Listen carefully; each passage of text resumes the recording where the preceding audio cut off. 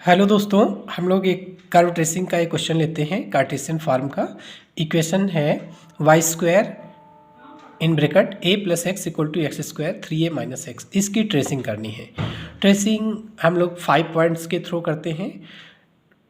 Start S means symmetry, T means tangent at origin, A means asymptotes, R means region and T means tracing. हम लोग tracing कर लेंगे।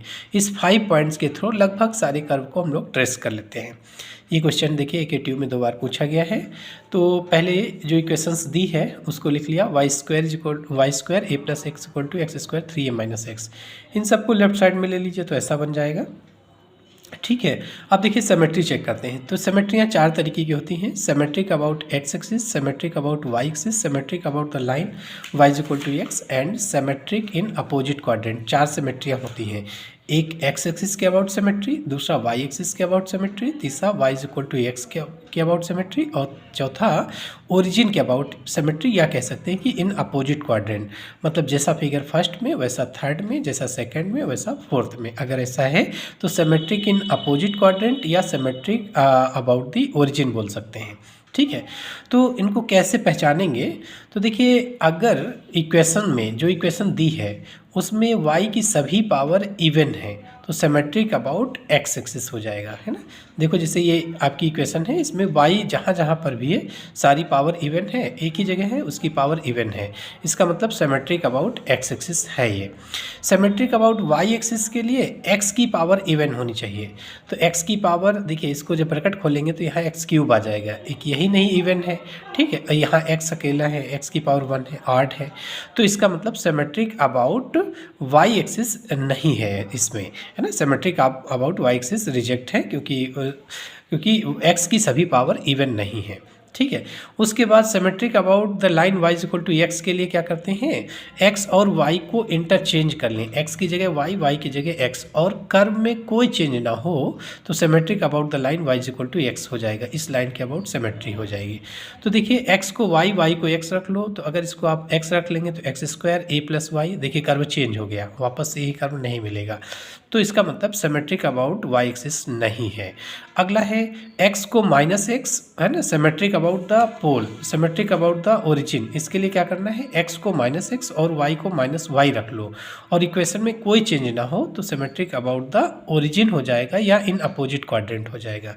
तो रख के देख लो, x को माइनस एक्स रख लिया तो ये तो वाई स्क्वायर बन गया, लेकिन ये y को माइनस वाई रख लिया तो ये तो आपका वाई स्क्वायर हो जाएगा, ये हो जाएगा a माइनस एक्स। तो देखिए वाई स्क्वायर के साथ a माइनस एक्स तो है नहीं, a प्लस एक्स है, कर्व चेंज हो जाएगा। इसका मतलब सिमेट्रिक अबाउट ओरिजिन भी नहीं है। तो केवल एक सिमेट्री हो गई, सिमेट्रिक अबाउट एक्स एक्सिस, है ना, सिमेट्रिक अबाउट एक्स एक्सिस। किसी लाइन के अबाउट सिमेट्री का मतलब होता है उस लाइन के एक साइड में जैसा फिगर बन रहा है सेम वैसा ही फिगर दूसरी साइड में बने, तो वो उस लाइन के अबाउट सिमेट्री होता है। अच्छा, एक्स की पावर इवन, वाई की पावर इवन, अगर इनमें कभी कन्फ्यूजन हो तो तुरंत आप पैराबोला को रिकॉल करिएगा, है ना। पैराबोला बता देगा कि कौन सी पावर इवन होने पर क्या होता है। जैसे पैराबोला की इक्वेशन है Y square is equal to 4ax, इसका तुरंत ग्राफ बना लीजिए। Y square is equal to 4ax का ग्राफ देखिए ऐसे बनता है, और ये किस एक्सिस के अबाउट सिमेट्री है, एक्स एक्सिस के अबाउट। एक्स एक्सिस के अबाउट जैसा एक साइड में कर्व है वैसा दूसरी साइड में है। तो इसका मतलब ये parabola Y square is equal to 4ax किस एक्सिस के अबाउट सिमेट्री है, एक्स एक्सिस के।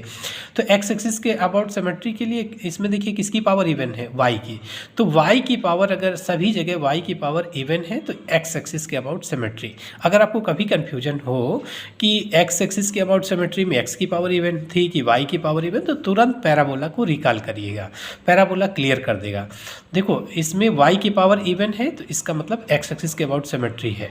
अगर पैराबोला होता x square equal to 4ay तो ऐसे बनता, तो उसमें एक्स की पावर इवन है तो वाई एक्सिस के अबाउट सिमेट्री हो जाएगी, ये क्लियर कर देगा, है ना। और तीसरा Y is equal to x और x equal to y, x y का रोल चेंज करने पर तो y is equal to x के अबाउट सिमेट्री हो जाती है, एक्स वाई के साइन चेंज करने पर ओरिजिन के अबाउट सिमेट्री हो जाती है। तो यहाँ पर केवल एक सिमेट्री है, इस कर्व में देख रहे हैं केवल एक सिमेट्री है, सिमेट्रिक अबाउट एक्स एक्सिस। तो जो जो सिमेट्री है आप उसको डायरेक्ट लिख दीजिए, बहुत ज़्यादा डिटेल देने की ज़रूरत नहीं है क्योंकि ओरली चेक हो जाता है। देखो इसमें symmetric about X axis check करना है तो वाई की सभी पावर इवन है। सिमेट्रिक अबाउट एक्स एक्सिस करना है तो एक्स की पावर सभी इवन है, नहीं, एक तो यही इवन नहीं है। फिर एक्स और वाई का रोल चेंज कर दो, चेंज हो जाएगा कर्व। एक्स की जगह -x, वाई की जगह -y रख लो, कर्व चेंज हो जाएगा। ये आपका -y का होल स्क्वायर मतलब y स्क्वायर हो गया, a माइनस एक्स हो जाएगा, x की जगह -x रखोगे तो कर्व चेंज हो गया, यही पार्ट चेंज हो गया। तो इसका मतलब केवल एक इसमें सिमेट्री है, सिमेट्रिक अबाउट एक्स एक्सिस। ठीक, दूसरा पॉइंट आता है टेंजेंट एट ओरिजिन। स्टार्ट का दूसरा पॉइंट है टेंजेंट एट ओरिजिन। तो टेंजेंट एट ओरिजिन कैसे निकालते हैं? सबसे पहले देखते हैं कि कर्व ओरिजिन से पास हो रहा कि नहीं। अगर ओरिजिन से पास होगा तभी वहाँ टेंजेंट बनेगा, अदरवाइज टेंजेंट ही नहीं बनेगा। तो इसमें ओरिजिन सेटिस्फाई करो, एक्स की वैल्यू 0, वाई की वैल्यू 0। तो देखो 0 = 0 सेटिस्फाई कर रहा है। तो the given curve passes through the origin, therefore tangents at origin is given by. Tangent at origin निकालते कैसे हैं? Lowest degree term equal to 0। जो इक्वेशंस दी है उसमें जो भी लोएस्ट डिग्री टर्म है उसको 0 के इक्वल करो। तो देखो ये 3rd डिग्री का है, ये 3rd डिग्री का है, ये 2nd डिग्री का है, ये 2nd डिग्री का। तो लोएस्ट कितने डिग्री हो गए? 2nd degree. 2nd डिग्री के दोनों टर्म लोएस्ट है तो इनको 0 के इक्वल कर लो। तो -3ax² + ay² = 0। a से डिवाइड कर सकते हैं तो y² = 3x² आ गया, y ± √3x आ जाएगा।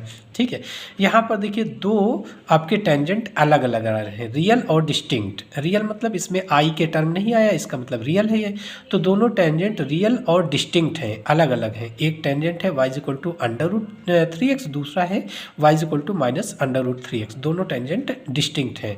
तो अगर टेंजेंट्स रियल और डिस्टिंक्ट हो तो ओरिजिन का नेचर क्या होता है? नोड होता है ना। ओरिजिन का नेचर क्या होता है? नोड होता है। रियल और डिस्टिंक्ट अगर हैं टेंजेंट्स, रियल और डिस्टिंक्ट हैं तो उसको हम लोग नोड बोलते हैं। नोड का कैसा पॉइंट होता है? नोड मान लीजिए कर्व की 2 ब्रांच यहाँ से पास होती हैं और इस पॉइंट पर अगर टेंजेंट खींचा तो एक टेंजेंट ही हो गया, इस कर्व का ये टेंजेंट हो गया। तो दोनों टेंजेंट देखो अलग अलग हैं, रियल और अलग अलग है। तो जब रियल और डिस्टिंक्ट हो तो ऐसे पॉइंट को हम लोग नोड बोलते हैं ना, इसको नोड बोलते हैं। कर्व पॉइंट अगर ऐसा मिल जाए, ठीक है, तो ये देखिए जिनका टेंजेंट सेम हो जाए तो ऐसे पॉइंट को हम लोग कस्प बोलते हैं ना, ये वाला कस्प हो जाएगा। तो यहाँ पर दोनों टेंजेंट क्या है? रियल और डिस्टिंक्ट है, अलग अलग हैं। तो ओरिजिन का नेचर ऐसा आएगा, नोड आएगा। ठीक है, तो therefore nature of the origin is node. ये टेंजेंट एट ओरिजिन निकालने के बाद ओरिजिन का नेचर बताना होता है ना। एग्जामिनर इस शब्द को ढूंढेगा कि नोड है, कंजुगेट है, या ओरिजिन का नेचर क्या है। टेंजेंट तो आपने निकाल लिया, ओरिजिन का नेचर क्या है वो ढूंढेगा एग्जामिनर, है ना। तो देख लीजिएगा, नेचर जरूर बता दीजिएगा। टेंजेंट निकालने के साथ साथ नेचर बता दीजिएगा कि वो नोड है कि कंजुगेट पॉइंट है कि कस्प है ना, कि पॉइंट ऑफ इन्फ्लेक्शन है, कैसा है। ठीक है, और डिटेल में जानने के लिए आप पहली वीडियो देखिएगा, तो उसमें पूरा रूल डिस्कस किया है पहले और एक एग्जाम्पल लेके अच्छे से समझाया गया है। आप डिस्क्रिप्शन बॉक्स में देखिए, पहली लिंक दी हुई है। ठीक है, तो यहाँ पर y = जो टेंजेंट आ गया वो रियल और डिस्टिंक्ट है, इसका मतलब टेंजेंट्स नोड है ना। नेचर क्या है? ओरिजिन का नोड है। फिर एसिम्पटोट्स के बारे में अगला स्टार्ट का अगला पॉइंट आएगा, एसिम्पटोट्स। एसिम्पटोट्स कैसे निकलता है? एसिम्पटोट 3 तरीके के होते हैं, parallel to X axis, parallel to Y axis. अगर एसिम्पटोट्स पैरेलल नहीं है तो ऑब्लिक होगा, यानी एक्सिस के पैरेलल नहीं है तो ऑब्लिक होगा। ठीक है, तो एक्सिस के पैरेलल कैसे निकलता है? वाई की हाईएस्ट पावर का कोफिशिएंट 0 के इक्वल करोगे तो पैरेलल टू वाई एक्सिस आएगा। एक्स की हाईएस्ट पावर का कोफिशिएंट 0 करोगे तो पैरेलल टू एक्स एक्सिस आएगा। तो देखिए इस इक्वेशन का हमें क्या निकालना है? टेंजेंट एसिम्पटोट्स निकालना है। तो parallel to X axis check करते हैं। एक्स की हाईएस्ट पावर का कोफिशिएंट 0 के इक्वल करो, लेकिन वो कांस्टेंट नहीं होना चाहिए। तो एक्स की हाईएस्ट पावर क्या है? x³ है, उसका कोफिशिएंट क्या है? कांस्टेंट, यानी 1 है। तो 1 = 0 तो होता नहीं है, इसका मतलब पैरेलल टू एक्स एक्सिस नहीं है ना। यहाँ एक्स की हाईएस्ट पावर का कोफिशिएंट वेरिएबल होना चाहिए, फिर उसको 0 के इक्वल कर देंगे तो इक्वेशन मिल जाएगी। तो यहाँ पर asymptotes parallel to X axis नहीं है। फिर parallel to Y axis check कर लो, वाई की हाईएस्ट पावर का कोफिशिएंट है ना, वाई की हाईएस्ट पावर का कोफिशिएंट देखिए वाई स्क्वायर है, तो वाई स्क्वायर का कोफिशिएंट एक्स, यहाँ पर वाई स्क्वायर का ए, यानी दोनों में वाई स्क्वायर अगर कॉमन ले लें तो एक्स प्लस ए आ गया। तो वाई स्क्वायर का कोफिशिएंट क्या हुआ, वाई स्क्वायर का कोफिशिएंट है ए प्लस एक्स। तो वाई स्क्वायर के कोफिशिएंट को 0 के इक्वल कर दो तो asymptotes parallel to Y axis आ जाएगा। Asymptotes parallel to Y axis क्या हो जाएगा, parallel to Y axis Y square की हाईएस्ट, वाई की हाईएस्ट पावर का कोफिशिएंट, वाई की हाईएस्ट पावर 2 है, उसका कोफिशिएंट ए प्लस एक्स, इसको 0 के इक्वल कर दो, है ना। Coefficient of highest power of Y equal to 0, तो ये आपका मिल जाएगा पैरेलल टू वाई एक्सिस। तो X equal to minus A, ये एक एसिम्पटोट्स आ गया। देखिए इसमें मैक्सिमम कितने एसिम्पटोट्स हो सकते हैं, 3 डिग्री की इक्वेशन है तो 3 एसिम्पटोट्स मैक्सिमम हो सकते हैं। अभी एक के बारे में जानकारी मिली कि पैरेलल टू वाई एक्सिस है, 2 एसिम्पटोट्स और हो सकते हैं, वो ऑब्लिक हो सकते हैं क्योंकि एक्स एक्सिस के पैरेलल तो कोई था नहीं। अच्छा, अगर पैरेलल से संख्या हमारी पूरी हो जाती है, क्योंकि पैरेलल तो डायरेक्ट निकाल लेते हैं, बस उनका कोफिशिएंट 0 के इक्वल कर लेते हैं, तो पैरेलल तो बहुत आसानी से निकाल आता है। तो अगर पैरेलल से हमारी संख्या पूरी हो गई तो ऑब्लिक पर जाने की ज़रूरत नहीं है, क्योंकि मैक्सिमम एसिम्पटोट्स वही होंगे, ये जितने डिग्री की इक्वेशन है। यानी इसके कितने मैक्सिमम एसिम्पटोट्स हो सकते हैं, 3। ठीक, तो एक निकल चुका है, अब 2 ऑब्लिक एसिम्पटोट्स हो सकते हैं। तो ऑब्लिक एसिम्पटोट्स का क्या तरीका है, कैसे निकालते हैं हम लोग ऑब्लिक एसिम्पटोट्स। ऑब्लिक एसिम्पटोट्स के लिए सबसे पहले जो 3rd डिग्री की इक्वेशन है ये, तो सबसे पहले फाई 3m निकालते हैं, फाई 3m। अगर 4 डिग्री का होता तो फाई 4m निकालते हैं, n डिग्री का है तो फाई nm निकालते हैं। ठीक है, तो फाई 3m निकाला, कैसे निकलेगा ये फाई 3m, जो 3rd डिग्री का टर्म है, जो भी 3rd डिग्री का टर्म है, देखिए 1 2 टर्म हमारे 3rd डिग्री के हैं, इसमें x इक्वल टू 1 पुट कर दो और y इक्वल टू m। ठीक है, x equal to 1, y equal to m, तो ये हो जाएगा 1 का क्यूब 1 हो गया, x की जगह 1, y की जगह m, तो m स्क्वायर हो गया, 1 प्लस m स्क्वायर हो गया, केवल 3rd डिग्री टर्म में। फाई 3m में केवल 3rd डिग्री टर्म में, फाई 2m में 2nd degree term, phi 1m में 1st डिग्री टर्म में x equal to 1, y equal to m रखते हैं। और फाई 3m, देखिए फाई 3m को हम उसके बाद रूट्स निकालने के लिए यही फाई 3m को 0 करते हैं। तो फाई 3m जब 0 के इक्वल कर लिया तो m की क्या वैल्यूज आ गई, प्लस माइनस i। देखिए यहाँ पर i आ गया, जैसे ही i आ जाए तो हम तुरंत कह देंगे कि दो एसिम्पटोट्स तो निकलेंगे लेकिन इमेजिनरी होंगे, और इमेजिनरी एसिम्पटोट्स को हम लोग ड्रा नहीं कर पाएंगे, इसलिए उन एसिम्पटोट्स को निकालने की ज़रूरत नहीं है। आप डायरेक्ट लिख दीजिए ऑब्लिक एसिम्पटोट्स आर इमेजिनरी, क्योंकि m की वैल्यू आ गई i के टर्म्स में। ठीक है, तो एसिम्पटोट्स के बारे में जानकारी मिल गई। क्या हुआ था, एक पैरेलल एसिम्पटोट्स है पैरेलल टू वाई एक्सिस जो कि रियल है, और 2 ऑब्लिक एसिम्पटोट्स हैं जो कि इमेजिनरी है। तो इमेजिनरी से हमें कोई मतलब नहीं होता, हमें केवल रियल वाला चाहिए। ठीक है, तो एक एसिम्पटोट्स हो गया। उसके बाद अगला पॉइंट आता है रीजन, है ना, स्टार्ट का चौथा पॉइंट आएगा, स्टार्ट का चौथा पॉइंट आता है रीजन। ठीक है, रीजन कैसे निकालते हैं, y को x के टर्म में लिख लेंगे। अगर ये सिमेट्रिक अबाउट x एक्सिस है तो यहाँ प्लस साइन ले लीजिए। देखिए y को अगर x के टर्म में लिखें y की वैल्यू, तो Y square is equal to x square 3a minus X upon a plus X हो जाएगा, और y is equal to plus minus under root. तो सिमेट्रिक अबाउट x एक्सिस है, इसका मतलब x एक्सिस के एक साइड में जैसा बनना है वैसा दूसरी साइड में बन जाएगा। तो y की इधर पॉजिटिव वैल्यू, इधर नेगेटिव वैल्यू, तो एक साइड आप बना लीजिए, प्लस साइन ले लेंगे और बाई सिमेट्री यूज करके दूसरी साइड का अपने आप बन जाएगा। ठीक है, तो हम इसलिए y की वैल्यू प्लस लिया, प्लस माइनस होता है यहाँ पर अंडर रूट लेने पर, लेकिन प्लस ले लिया केवल। तो एक्स स्क्वायर का अंडर रूट एक्स और 3a minus X upon a plus x. ठीक है, ये y की वैल्यू x के टर्म में पहली चीज़ लिख लेंगे। अगर नहीं बन पाता है तो फिर पॉइंट ऑफ इंटरसेक्शन वगैरह निकाल लेंगे, लेकिन अगर y की वैल्यू x के टर्म में हो जा रही है तो फिर हम ये टेबल बनाते हैं। इस टेबल में x की वैल्यू माइनस इन्फाइनेट से x की वैल्यू माइनस इन्फाइनेट से प्लस इन्फाइनेट तक पूरा डिटेल इसमें डालेंगे।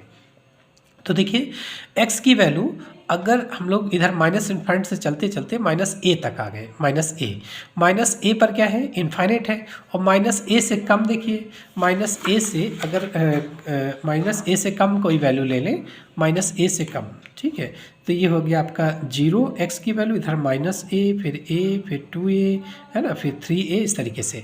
तो इधर हम लोग को माइनस इन्फाइनेट से प्लस इन्फाइनेट तक पूरा रीजन इसी टेबल में रिप्रेजेंट कराना है।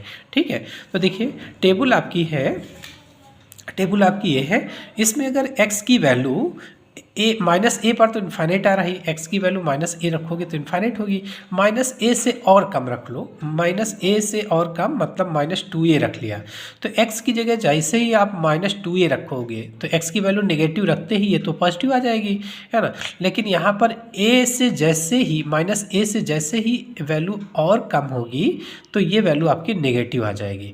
इसका मतलब माइनस ए, माइनस 2a, माइनस 3a, इन सब पर वैल्यू ये अंडर रूट के अंदर आई आ जाए, मतलब माइनस साइन आ जाएगा, मतलब ये आई के टर्म्स में आ गया, इमेजिनरी आ जाएगा। आई स्क्वायर की वैल्यू -1 होता है, तो यहाँ जो माइनस होगा उसको आई स्क्वायर लिख लेंगे, फिर बाहर आई आ जाएगा, दैट मीन्स इमेजिनरी नंबर हो जाएगा। तो इसका मतलब x की वैल्यू इधर माइनस इन्फाइनाइट से लेके 0 से कम तक, 0 से कम तक y की वैल्यू क्या आ रही है, इमेजिनरी आ रही है। और माइनस ए पर x की वैल्यू माइनस ए रख दिया तो आपकी इन्फाइनाइट आ गई। फिर माइनस a/2 पर देख लो, x की वैल्यू अगर -a/2, देखिए माइनस ए हो गया, अब a पर जीरो पर जीरो हो जाएगा, तो इन्फाइनाइट से सीधा जीरो, एक बीच का और पॉइंट देख लेते हैं, माइनस ए के बाद फिर अगर जीरो लेते हैं तो इन्फाइनाइट से सीधा जीरो हो गया, तो एक बीच का और ले लेते हैं -a/2। x की वैल्यू -a/2 रखो तो a -a/2 कितना हुआ, a/2 आ जाएगा। यहाँ ऊपर 3a माइनस माइनस प्लस का a/2, तो ये हो जाएगा 7a/2, और a/2 कैंसिल, √7 यहाँ बचेगा, और x की जगह a/2 रख रहे हैं तो a/2 √7, तो क्या हो जाएगा, और x की वैल्यू माइनस में रख रहे हैं -a/2, तो इसका मतलब x की वैल्यू -a/2 पर -a/2 √7 आ जाएगा। ठीक है, आप रख के देख लीजिएगा। उसके बाद फिर जीरो, x की वैल्यू अगर जीरो ले लेते हैं, x की वैल्यू जीरो पर तो ये पूरा जीरो हो जाएगा, जीरो पर जीरो। फिर a ले लें अगर, x की वैल्यू x की वैल्यू जीरो पर देख लिया, a पर देख लो, a पर क्या हो जाएगा, a पर 3a माइनस a 2a हो गया, और a प्लस a मतलब 2a कैंसिल हो गया, ये 1 आ गया, और a x की जगह a रख रहे हैं तो फाइनली a आ जाएगा, a पर a हो गया। जब आप x की वैल्यू 2a रख रहे हैं तो y की वैल्यू देखो क्या आएगा, 3a माइनस 2a मतलब यहाँ a आ गया, और a प्लस 2a तो कितना हो गया 3a, a से a कैंसिल, अपान में √3 आ गया, 1/√3 आ गया। ठीक है, 1/√3, ये वैल्यू 1/√3 आ गई, और x की जगह रख रहे हैं 2a, तो 2a/√3, तो 2a पर क्या आ गया 2a/√3, और 3a पर क्या हो गया 3a पर 0, x = 3a रखोगे तो ये वैल्यू पूरी 0 हो जाएगी 3a पर। 3a से आगे बढ़िए, मान लीजिए 4a रख लें, तो x की वैल्यू 4a रखेंगे तो ये तो पॉजिटिव है, 3a से जैसे ही आप थोड़ी भी वैल्यू बढ़ाएंगे तो ये वैल्यू बड़ी हो जाएगी, मतलब नेगेटिव आ जाएगा। फाइनली ये टर्म, ये पूरी वैल्यू नेगेटिव आ जाएगी, ये वैल्यू नेगेटिव आ जाएगी।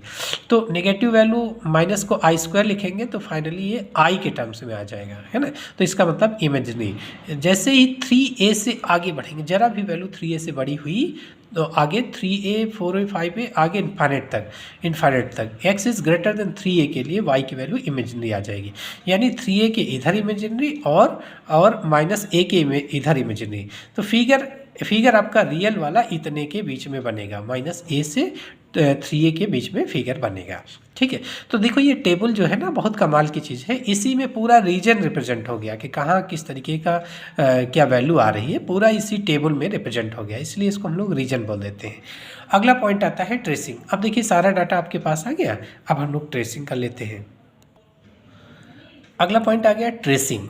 ट्रेसिंग के लिए अब देखिए हम जितने भी टेंजेंट हैं, जितने भी एसिम्पटोट्स हैं, उन सबको ड्रा कर लेते हैं। ठीक है, तो देखो एक एसिम्पटोट्स क्या आया था, x = ये जो डॉट लाइन है, एक एसिम्पटोट्स ये है x = -a। पहले तो कोऑर्डिनेट एक्सिस बना लिया, x एक्सिस और y एक्सिस बना लिया। ठीक, पहला काम ये।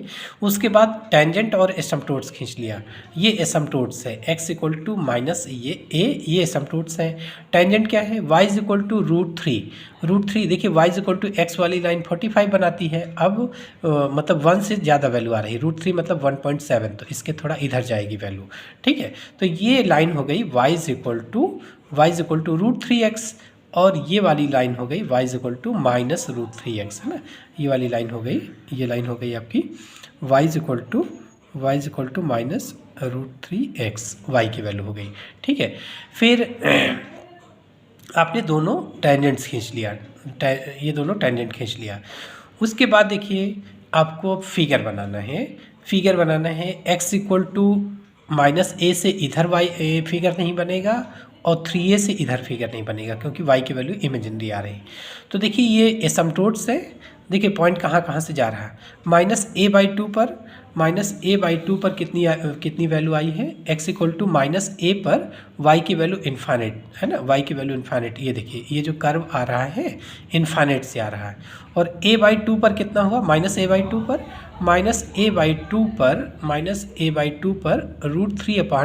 √7/2 है ना, √7/2 मतलब 2 पॉइंट समथिंग आएगा, 2 पॉइंट समथिंग, और 2 से डिवाइड करेंगे। जब 2 से डिवाइड करेंगे तो ए से तो ज़्यादा ही होगा ना, ए से ज़्यादा हो जाएगा, ठीक है, ए से ज़्यादा हुआ आपका। तो इसका मतलब हुआ ये यहाँ पर ये वैल्यू हो गई इतनी, y की वैल्यू हो गई, ठीक है, कैलकुलेट कर लीजिएगा। ये y की वैल्यू a/2 पर इतनी हो गई, पॉजिटिव है कि नेगेटिव है, नेगेटिव है। तो -a/2 पर इधर फिगर बनेगा यहाँ पर, ठीक है। और x इक्वल टू -a पर ये आपकी माइनस इन्फाइनेट आएगी, sorry x equal to a पर माइनस इन्फाइनेट आएगी क्योंकि x की वैल्यू आप यहाँ -a रखोगे और ये इन्फाइनेट दे रहा है तो फाइनली माइनस इन्फाइनेट हो जाएगा। तो इसका मतलब इधर की साइड से फिगर बना, x इक्वल टू -a पर इन्फाइनेट, y की वैल्यू ये देखिए कर्व जा रहा है, x इक्वल टू -a पर इन्फाइनेट, तो कुछ दूर पैरेलल लाइन खींच देते हैं, इसका मतलब वो इन्फाइनेट पर उसको टच करता है। और a/2 पर a पॉइंट समथिंग आएगा, यहाँ पर वैल्यू हो गई। और फिर आगे आप बढ़ें 0 पर 0 है, फिर आगे a पर वैल्यू a आई है, मान लीजिए इतनी वैल्यू a है, a पर a है। फिर 2a पर a से थोड़ी ज़्यादा वैल्यू है, 2a/√3, 2a/√3, a से थोड़ी वैल्यू ज़्यादा है। और उसके बाद 3a पर आते आते क्या हुआ, 3a पर उसकी वैल्यू 0 हो गई, 3a पर 0। तो देखिए फिगर बनाइए, इतना फिगर देखिए इधर x इक्वल टू -a पर इन्फानेट, आपको एक ये पॉइंट पता है और ये है कि इन्फानेट से आ रहा है, और यहाँ पर ओरिजिन से पास हो रहा है, एक पॉइंट ये है, एक पॉइंट ये है, एक पॉइंट ये है। तो फ्री हैंड से आप ग्राफ बना लीजिए, है ना, इधर कुछ दूर पैरेलल लाके, और ये टेंजेंट लाइन है। अब ये हम जो ऐसा खींचेंगे कि ये लाइन हमको टेंजेंट दिखे, ये लाइन टेंजेंट दिखे। तो ऐसे ग्राफ बना लेते हैं, ओरिजिन से पास होगा, इस पॉइंट से पास होता हुआ यहाँ तक आ गया, ऐसे आ गया। उसके बाद curve symmetric about initial line, तो ये एक्स एक्सिस के अबाउट सिमेट्री, तो एक्स एक्सिस के एक साइड में जैसा फिगर है वैसा दूसरी साइड में बन जाएगा। तो जैसा फिगर इधर बना है वैसा ही फिगर इधर बन जाएगा।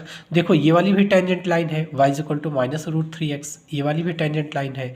तो जब आप इसका इस साइड में बना रहे होगे तो ये वाली टेंजेंट लाइन हो ऐसा शो करते हुए आपको बनाना है।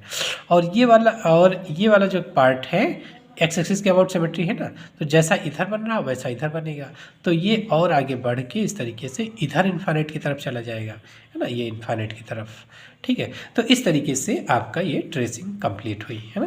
तो ट्रेसिंग में फिगर मेन देखा जाता है कि फिगर आपका किस तरीके का, उसी शेप का फिगर बनना है या नहीं। बाकी पॉइंट कम ज़्यादा हो जाए उससे ज़्यादा मतलब नहीं होता है, फिगर का शेप देखा जाता है कि शेप आपकी वैसे ही बनी है कि नहीं, ठीक है। तो प्रयास करिएगा अच्छा सा फिगर बनाने का, ठीक। तो इस तरीके से किसी भी क्वेश्चन को ट्रेस करना हो, किसी भी कर्व को ट्रेस करना हो तो हम लोग 5 पॉइंट्स के थ्रू जनरली ट्रेसिंग कर लेते हैं। पॉइंट क्या है, स्टार्ट, ये तो याद ही रहेगा, कोई भी क्वेश्चन स्टार्ट करते हैं ना, स्टार्ट।